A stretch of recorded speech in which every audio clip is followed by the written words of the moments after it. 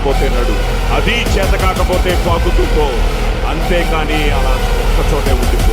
దేహానికి తప్ప దాహానికి పనికిరాని ఆ సముద్రపు కెరటాలే ఎగిసి ఎగిసి పడుతుంటే నీ తలరాత ఇంతే అన్నవాళ్ళు కూడా నీ ముందు తలదించుకునేలా చేయగల సత్తా నీది.